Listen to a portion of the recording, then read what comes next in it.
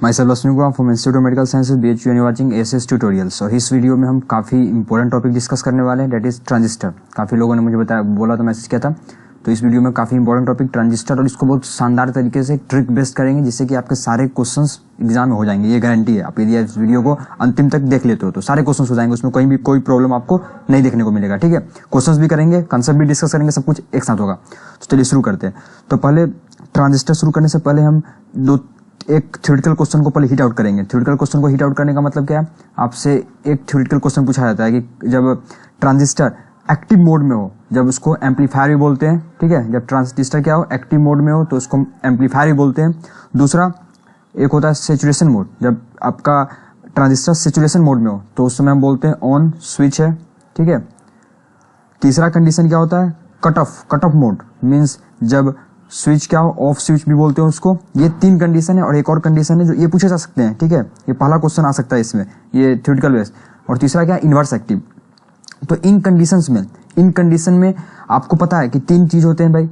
Emitter होता है, base होता है। ठीक है, इमीटर होगा आपके पास, बेस होगा आपके पास, और आपके पास कलेक्टर होगा। ये तीन चीजें पता है आपके पास, इमीटर होता है, बेस होता है, कलेक्टर होता है। तो इनमें पूछा जाता है कि भाई ये बताइए आप कि जो इमीटर बेस जंक्शन है एंड कलेक्टर बेस जंक्शन, ध्यान रखना है। इमीटर, देखिए इमीटर नाम से बता रहा है क्या, इससे इमिट हुआ कुछ, इससे कुछ इमिट होता है, और वो इमिशन जो हुआ वो बेस की तरफ भी जा सकता है और कलेक्टर की तरफ भी जाता है। ये आपको बेसिक पता है, बेस की तरफ बहुत ही कम, कलेक्टर की तरफ ज्यादा आता है।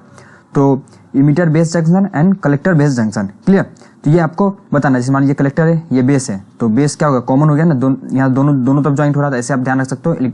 ये हो गया मीटर बेस एंड ये हो गया कलेक्टर बेस जंक्शन। अब आपको क्या करना होता है कि बताना होता है कि भाई कैसे इसमें फॉरवर्ड बायसिंग की रिवर्स बायसिंग है। तो पहले हम एक्टिव में आते हैं। तो एक्टिव एम्पलीफायर में क्या होता है, जो आपका इमीटर बेस जंक्शन है that is your forward bias, and जो कलेक्टर बेस जंक्शन है that is your reverse bias. ठीक है, देखिए तो पहला आपको देखिए इससे इमिट हुआ, इमिट होने के बाद कुछ इधर गया, कुछ कलेक्टर के पास गया।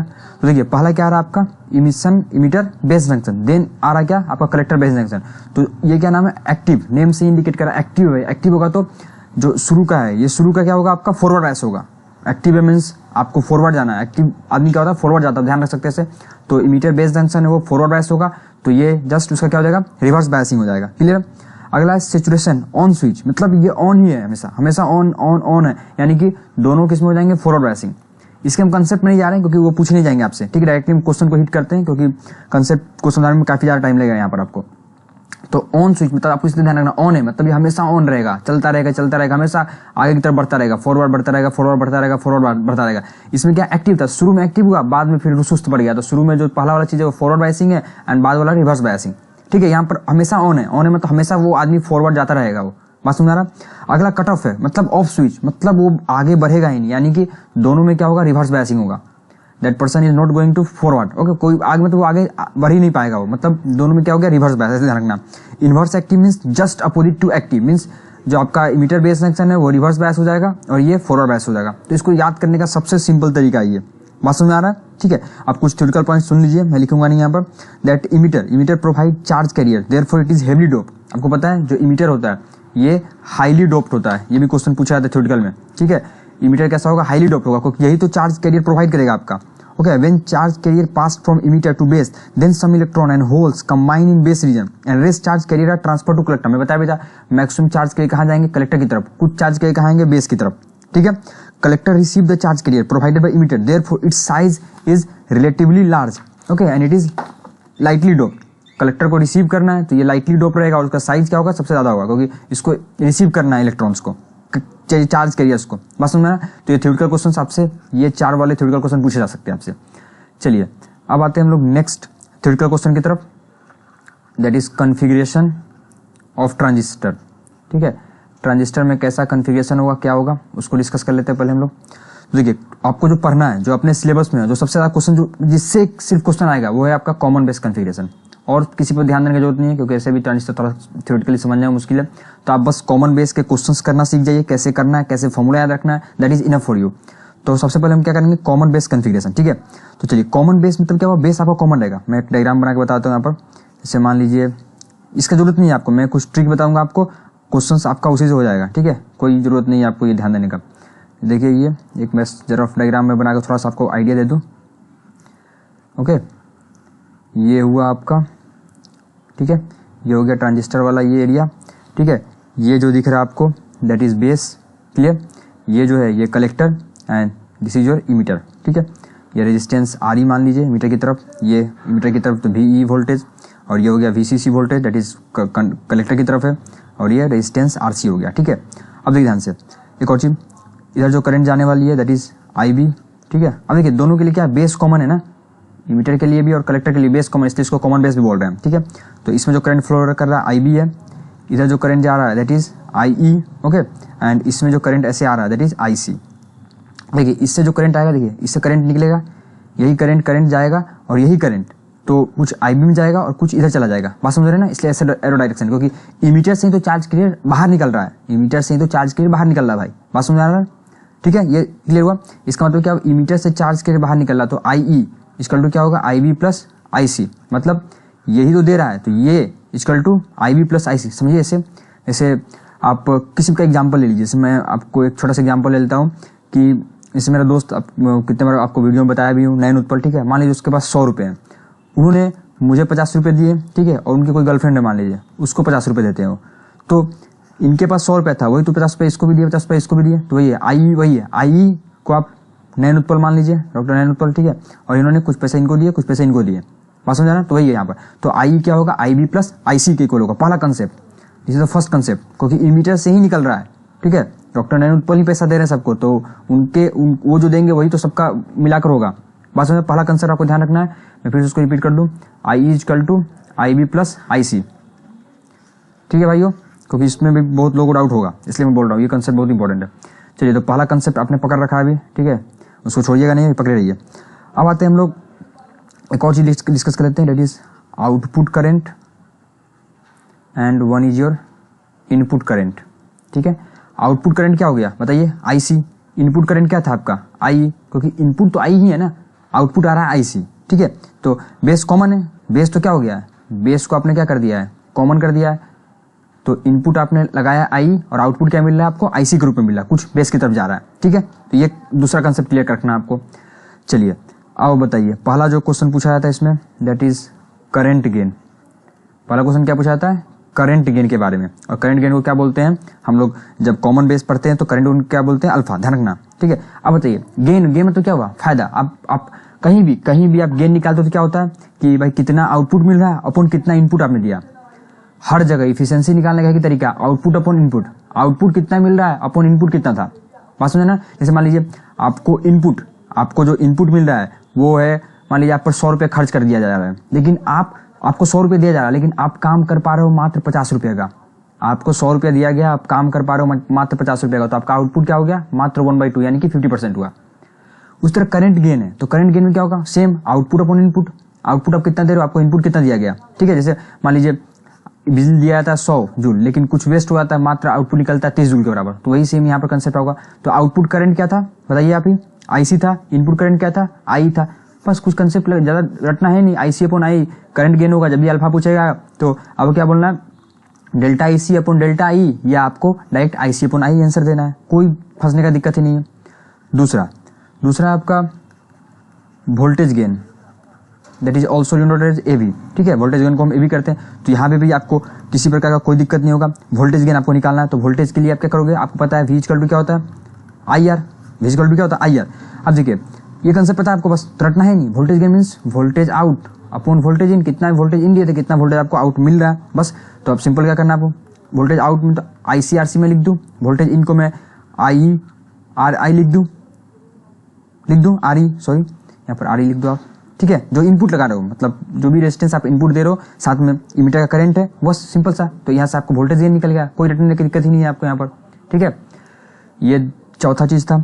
अगला आपसे कोई पूछ दे भाई कि बताओ कि पावर गेन क्या होगा, तो कुछ नहीं, हमको पता है भाई, गेन जब भी पूछा जाता है तो आउट अपॉन इन मतलब आउट, और पावर का फॉर्मूला पता है हमको, I स्क्वायर R होगा, तो IC square R0 upon I square.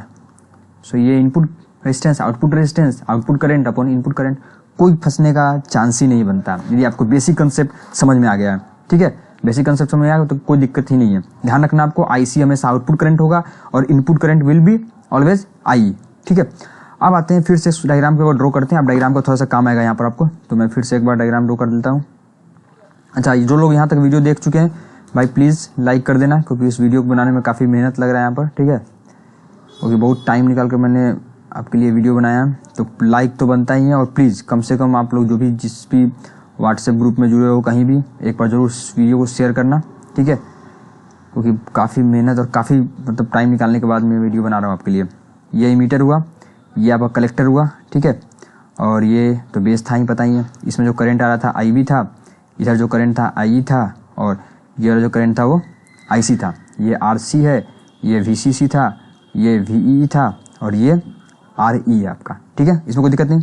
अब आइए, अब हम लोग बात करते हैं इसके बेस पर जो चौथा पांचवा कंसेप्ट जो आपका, वो आप लूप 1 में देखिए। लूप 1 मीन्स ये वाला लूप, ये वाला लूप, ठीक है। लूप 2 मीन्स ये वाला लूप। ऐसे भी क्वेश्चन आते हैं, इसलिए मैं ये कंसेप्ट बता दे रहा हूँ आपको। लूप 1 मीन्स ये लूप। तो लूप 1 में क्या होगा, जब आप लगाइएगा किरचॉफ लॉ, तो क्या होगा, VCC, ठीक है, इधर करंट जा रहा है तो मैं इसी डायरेक्शन में चल रहा हूँ, तो VCC माइनस करंट इस डायरेक्शन, सेम डायरेक्शन, करंट यदि सेम डायरेक्शन में हो, रेजिस्टेंस भी उसी डायरेक्शन में हो, तो माइनस साइन लग जाता है वोल्टेज में, ठीक है। ये मैं तो ICRC हो गया, यहाँ वोल्टेज कितना ड्रॉप होगा, ICRC, ओके, क्लियर इसमें कोई दिक्कत, ठीक है। और फिर यहाँ जो कलेक्टर और बेस जंक्शन है वहाँ कुछ वोल्टेज ड्रॉप होगा, ये वाला, ये यहाँ पर कुछ वोल्टेज ड्रॉप होगा, तो that is VCB equal to 0, ठीक है। कभी कोई क्वेश्चन में क्या होता है VCB को 0 मान लिया जाता है, तो कोई नहीं, तो VCC माइनस RC क्या होगा 0। ध्यान रखना, यहाँ पर यहाँ का कुछ नहीं दिया है तो आपको उसको 0 मान लेना, ठीक है। लूप 2 के लिए बात कर लो, तो लूप 2 के लिए हम लगाते हैं, तो लूप 2 के लिए एक्चुअली ऐसे चलते हैं, तो ऐसे करंट आ रहा है, बात समझा ना, करंट आ रहा है, तो करंट डायरेक्ट ये आ रहा है इधर, तो क्या हो जाएगा VEE, ठीक है, माइनस यहाँ पर देखिए करंट के डायरेक्शन ऐसे है, तो पहले इसको भी कैलकुलेट कर लेते हैं। सॉरी, चलिए यहीं शुरू करते हैं, यहाँ से शुरू करते हैं, इस पॉइंट से किरचॉफ लगाना शुरू करते हैं। किरचॉफ देख लेना भाई, किरचॉफ नहीं आता हो तो आप किसी का और का वीडियो देख लेना, समझ जाएगा। Minus IRE plus VEE minus VBE equal to 0, ठीक है। कुछ ड्रॉप यहाँ भी होगा जंक्शन पर भी ड्रॉप होगा, ध्यान रखना। यहाँ पर कुछ लोग कंफ्यूज होते हैं कि भाई ये क्या है, तो जंक्शन पर भी वोल्टेज ड्रॉप होगा, that is denoted by this. तो यहाँ पर जो होगा वो VBE कहलाएगा, और यहाँ जो होगा वो VCB कहलाएगा, ठीक है। कभी कभी क्वेश्चन में 0 दिया है तो 0 मान लेना आपको। ये दो इक्वेशन आपको समझ में आना चाहिए, तभी आपसे क्वेश्चन बनेगा, ठीक है। किरचॉफ लॉ मैं थोड़ा सा रफ बता रहा हूँ, जो मैं जो बनाता था, यदि करंट के डायरेक्शन है सेम तो आपको माइनस साइन यूज करना है वोल्टेज के लिए, ठीक है। और यदि बैटरी दिया हो तो बैटरी बोले तो बाद वाला, यानी करंट ऐसे जा रहा है तो आपको बाद वाला देखना है। बाद वाला क्या है, पॉजिटिव है, तो आप साइन क्या लोगे, पॉजिटिव लोगे, ठीक है। ये बेसिक मैं आपको आइडिया दे दिया। तो ये था आपका कॉमन बेस। कॉमन बेस ही आपके लिए क्या है, सबसे इंपॉर्टेंट है, ठीक है। यदि कॉमन बेस आपको पता है तो आपको कहीं भी कोई भी दिक्कत नहीं आने वाला। बात समझ में आ रहा है ना। चलिए अब हम कुछ फॉर्मूले डिस्कस करेंगे। अच्छा, एक और चीज़ सबसे इंपॉर्टेंट आपसे क्या पूछा जाता है, करंट गेन पूछा जाता है, ठीक है। तो करंट गेन मैंने कॉमन बेस में कर लिया। कॉमन इमीटर भी काफ़ी इंपॉर्टेंट है, ठीक है। आते हैं कॉमन इमीटर मतलब इसके लिए करंट गेन क्या होगा आपका, इसको बोलते हैं बीटा। कॉमन इमीटर में करंट गेन क्या बोलते हैं, बीटा। अब देखिए कॉमन इमीटर को क्या कर दिया गया, कॉमन कर दिया गया, तो आप इसमें आसानी से बता सकते हो इमीटर यदि कॉमन है तो output current and input current क्या होगा, आउटपुट करंट क्या होगा IC, इनपुट करंट क्या होगा IB। जो कॉमन कर दिया गया उसको हटा देना है आपको, फिर इनपुट और आउटपुट करना है। तो इनपुट करंट क्या होगा IB एंड आउटपुट करंट क्या होगा IC, ये ध्यान रखना आपको, ठीक है। अब चलिए आपको करंट गेन बताना, बस आउटपुट और इनपुट करना था। आउटपुट कितना आ रहा है आपका IC, आउटपुट क्या आपका IC एंड इनपुट क्या आपका IB, तो दैट इज सो ऐसे लिख सकते हैं delta IC upon delta IB, कोई दिक्कत नहीं यहाँ पर, ठीक है। इस तरह आपसे वोल्टेज गेन पूछते हैं, कुछ नहीं, voltage output upon voltage input, इसको कन्वर्ट कर देना वही ICRO में और IBRI में, सिंपल। कोई मैं ये नहीं बता रहा आपको। कॉमन बेस पहले पढ़ाया था ना मैंने, कॉमन इमीटर सबसे ज़्यादा इंपॉर्टेंट है, ठीक है। भाई मिस्टेक है एप्रोल, बट कॉमन इमीटर सबसे इंपॉर्टेंट है, तो कॉमन इमीटर को आप आसानी से हैंडल कर सकते हो, ठीक है। पर ध्यान रखना कॉमन इमीटर के लिए करंट गेन क्या बोलते हैं हम लोग, बीटा। गेटिंग। अब एक इंपॉर्टेंट पॉइंट मैं बता दूं आपको, बस आपको this alpha and this beta, इसमें आपको एक रिलेशन ध्यान रखना है, ठीक है, अल्फा और बीटा में। तो अल्फा पता है, अल्फा किसके लिए यूज करते हैं हम, कॉमन बेस के लिए। तो उस समय करंट गेन क्या था, IC upon I, beta IC upon IB, ये पता है, दोनों करंट गेन आपको पता है, ठीक है। तो आप निकाल भी सकते हो I इक्वल टू क्या होता है IB प्लस IC, इसको सोल्व करके निकाल भी सकते हो। तो अल्फा क्या आएगा, बीटा अपॉन 1 प्लस बीटा, ठीक है। तो अल्फा क्या होगा, बेटा अपॉन 1 प्लस बेटा, आसानी से निकाल सकते हो, कोई दिक्कत नहीं, ठीक है। ये ट्रिक है, आप ट्रिक ध्यान रखते हो, अल्फा इक्वल टू 1 बेटा अपॉन 1 प्लस बेटा, ठीक है। इसको ट्रिक से आप आसानी से ध्यान रख सकते हो। अल्फा इजकल टू बेटा अपॉन 1 प्लस बेटा, एक बेटा ऊपर और एक प्लस एक और एक्स्ट्रा बेटा नीचे आ रहा है, तो इसको आप ध्यान रख सकते हो, आपके क्वेश्चन आसानी से सॉल्व हो जाएंगे। ठीक है, तो ये बेसिक ध्यान रखना आपको। अब थोड़ा सा मैं कॉमन कलेक्टर के बारे में बोल दूँ, नॉट इम्पॉर्टेंट। ठीक है, इसमें अब क्या है, कलेक्टर कॉमन हो गया, तो आउटपुट करंट क्या होगा आपके लिए IE और इनपुट करंट क्या होगा आपके लिए IB। ठीक है, तो इसमें आप आसानी से करंट गेन निकालोगे। ओके, इसको IE अपॉन IB से, और इसका भी आप रिलेशन निकाल सकते हो दूसरे के साथ। ठीक है, तो गामा इजकल टू क्या हो जाएगा 1 प्लस बीटा। आप सोल्व कर सकते हो, अब तीनों मैंने बता दिया आपको कॉन्सेप्ट, आप सोल्व कर सकते हो। इसका मैंने एक ट्रिक भी बता रखा पहले, आप जाइए चैनल में खोजिए, पहले आपको मिल जाएगा उसका ट्रिक। ठीक है, पहले वीडियो अपलोडेड है जो आपको सारे फॉर्मूले मतलब याद करा देगा, कोई रटने का मतलब कोई दिक्कत ही नहीं होगा। ऐसे मैं अपलोड कर दूंगा वो ट्रिक भी। ठीक है, अब एक दो क्वेश्चन कर देता हूँ मैं ताकि थोड़ा आपको आइडिया लग जाए।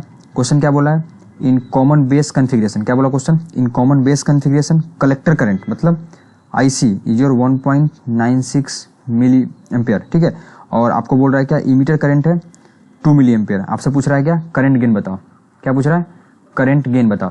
तो पहले क्या, कॉमन बेस है, यानी कि करंट गेन निकालना मतलब क्या निकालना, अल्फा निकालना है। अब कॉमन बेस है, कॉमन बेस है यानी कि आपका आउटपुट क्या था, कलेक्टर, इनपुट क्या था, इमीटर, तो IC अपॉन I करना है, दोनों चीज दिया हुआ, आपका आंसर निकल के आ जाएगा। ठीक है, थोड़ा सा वीडियो को 2 बार देखो, आप कंसेप्ट सीखो, कन्फर्मली आपको क्वेश्चन होंगे, मतलब फंसे हुए नहीं, एकदम मेरा 100% आपको चैलेंज है। अगला क्वेश्चन क्या, अल्फा 0.96 दिया है आपको, IB दिया 0.02 मिली एम्पियर। आपसे क्या पूछ रहा है, IE एंड IC पूछ रहा है। ठीक है, सिंपली से पहले क्या करना है, पहले देखिए, पहले आपको अल्फा दिया, अल्फा किसके लिए जाता है, कॉमन बेस के लिए। अल्फा किसके लिए जाता है, कॉमन बेस के लिए। ठीक है, अब आपको यहाँ पर IB दिया, लेकिन कॉमन बेस के अल्फा वाले फॉर्मूले में IE का कोई बात ही नहीं था, बात समझ रहे हैं ना।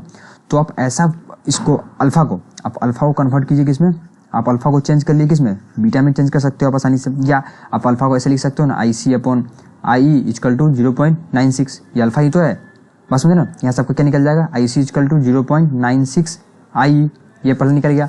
और आपको पता है एक और चीज़, IC plus IB is equal to क्या होता है, IE। ठीक है, फिर आप यहाँ पर इसको पुट करोगे तो वहाँ से आपको IE निकल जाएगा। गेटिंग, बहुत शानदार, बहुत ईजी है ये, सारे फॉर्मूलों को आप रिलेट करो आपस में, कहीं भी नहीं फंसोगे यार, मैं गारंटी दे रहा हूँ ना। IC IB सब के चक्कर में लोग बहुत उलझते हैं, लेकिन आप कंफर्म नहीं फंसोगे। एक लास्ट क्वेश्चन मैं कर दूँ थोड़ा सा, ठीक है, उसके बाद मैं खुद अपना पढ़ाई करना शुरू करूँ। 1 मिनट देख लीजिए आप, ये सभी लोग वीडियो को जरूर लाइक करना भाई, ठीक है, और शेयर जरूर करना यार, क्योंकि काफ़ी मेहनत लगा इस वीडियो को तैयार करने में। ये टॉपिक इस मैंने भूल गया था ये, ठीक है, लेकिन नैन उत्पल से मैंने डिस्कस किया तो थोड़ा उनको याद है काफ़ी ज़्यादा, तो उन्होंने बताया, तो मैं बता रहा हूँ आपको। ये RB, ठीक है, ये है VBB, क्लियर, ये दिया गया है I1, यहाँ पर आपका ये ट्रांजिस्टर वाला पोर्शन, ये है आपका बेस, ठीक है, इसमें करंट दिखाया है IC, यहाँ ये VCC दिया गया है, क्लियर, ये आपका इमीटर दिया गया, ये सब दिया गया है, इसमें करंट IE दिखाया गया। ठीक है, अब देखिए डाटा क्या दिया है, VCC दिया आपको 10 वोल्ट, ठीक है, VCE दिया है आपको 6 वोल्ट, देन RC दिया आपको 2 किलो ओम, ध्यान रखना क्या है डाटा। VBE दिया गया आपको 0.7, RB दिया गया आपको 10 kilo ohm, and VBB most probably VBB आपका दिया गया है 4 वोल्ट। आपको निकालना क्या है, तो आपको सारे कुछ निकालना है, IB निकालना है, IC निकालना है, IE निकालना है, VCB निकालना है, ठीक है, ये सारा कुछ निकालना है। अब कितना लंबा क्वेश्चन लग रहा है, लेकिन कितना कंसेप्चुअली आप यदि पूरा वीडियो को देखोगे तो आपको कैसा आसान लगेगा। देखो आप सबसे पहले ये मान लेते हैं लूप 1 है आपका, ऐसा क्वेश्चन आया तो लूप वाला ही होगा, लूप 1 लूप 2। मैंने आपको लूप में कंसेप्ट लगाया, सिखाया था कैसे कंसेप्ट लगाना आपको, ठीक है, तो लूप 1 में आता है, लूप 1 में लगाओगे क्या होगा, VCC minus ICRC minus VCE equal to 0। ये VCC करंट डायरेक्शन में ऐसे जा रहे हैं हम, ठीक है, ये VCC करंट डायरेक्शन में माइनस ICRC, और ये वाला पार्ट यहाँ पर दैट इज VCE, यहाँ पर कुछ ड्रॉप होगा यहाँ पर, ठीक है, ये IC है तो यहाँ पर कुछ ड्रॉप हो गया, VCE बोलते हैं इसको, यहाँ पर क्या बोलेंगे, VBE बोलेंगे इसको, ठीक है, तो VCE इक्वल टू 0 हो गया, क्लियर। VCE आपको क्वेश्चन में दिया है, ICRC आपको IC निकालना है, RC क्वेश्चन में आपको दिया है, VCC आपको क्वेश्चन में दिया है, तो IC निकल गया, एक क्वेश्चन तो खत्म हो गया। लूप 2 में आओगे, लूप 2 में लगाओ तो क्या आएगा आपका, VBB minus IBRB minus VBE, ठीक है, तो ये आ जाएगा 0। आपको सब कुछ डाटा दिया है तो यहाँ से आपका IB निकल के आ जाएगा। एक बार ये सब निकल गया तो आप आसानी से और सारे डाटा इसी कंसेप्ट से निकाल सकते हो, बात समझ रहे हैं ना। इट इज़ वेरी सिंपल, मेरे मतलब मैं आपको बता रहा हूँ बहुत बहुत बहुत बहुत सिंपल है ये, ठीक है। कोई मतलब मुश्किल ही नहीं है आपको ये सारे क्वेश्चंस करने में। एक बार आप पूरे वीडियो को अच्छे से देखो तो आपको कंफर्म मतलब सारे क्वेश्चन बन जाएंगे जो भी ट्रांजिस्टर के हैं, वो सारे क्वेश्चन आप आसानी से सॉल्व कर सकते हो। बात समझ आ रहा ना, ठीक है। तो मेनली आपको ट्रांजिस्टर में इन्हीं टाइप से क्वेश्चंस आपको देखने हैं, ज़्यादा मतलब इधर उधर आपको नहीं भागना है। इन टाइप से क्वेश्चन कर लो आप अच्छे से, you will score more than enough. मतलब जितने भी आपको चाहिए इस ट्रांजिस्टर वाले पार्ट में वो आप आसानी से बना सकते हो, ठीक है। एक चीज़ और मैं बता दूँ आपको, ट्रांजिस्टर में कुछ ग्राफ बच गए हैं तो उनको भी मैं डिस्कस करी दूँ इस वीडियो में। ट्रांजिस्टर में आपको ट्रांजिस्टर कैरेक्टरिस्टिक एक दो ग्राफ आते हैं, एक इनपुट कैरेक्टरिस्टिक बताने वाला आता है और एक आउटपुट कैरेक्टरिस्टिक का। मैं इसको बस आप ग्राफ याद कर लो, ठीक है। Input characteristic, output. तो इनपुट के लिए हम ड्रॉ करते हैं IB एंड VBE में, और ये ग्राफ ऐसा आता है, ठीक है। इसमें VC जो है कांस्टेंट है, मैं ट्रिक बता दूंगा ग्राफ याद करने का, कोई दिक्कत नहीं है। और इसमें आपका this type of graph will come like this, ठीक है। यहाँ पर क्या रहेगा, ICE रहेगा and here will be VCE, ठीक है। दिस टाइप ग्राफ आएगा। तो इनपुट क्या आपका ऐसा है, ठीक है। तो देखिए जब बैट्समैन बल्लेबाजी करता है तो क्या करता है, बैट ऐसे रहता है, फिर बैट को ऐसे चलाता है, ठीक है। तो इनपुट दे रहा है, और बॉल क्या होता है, बॉल लगने के बाद बॉल ऐसे जाता है, तो बॉल का क्या हुआ, आउटपुट हुआ। तो ग्राफ याद कर लो, output, this is the graph for input, clear. So ये था पूरा आपका ट्रांजिस्टर, ठीक है। तो वीडियो अच्छा लगा हो तो फिर से मैं बोल रहा हूँ आपको लाइक बटन जरूर दबाइए, और चैनल को सब्सक्राइब न किया हो तो जरूर सब्सक्राइब कीजिए। और एक last request, that is must share this video with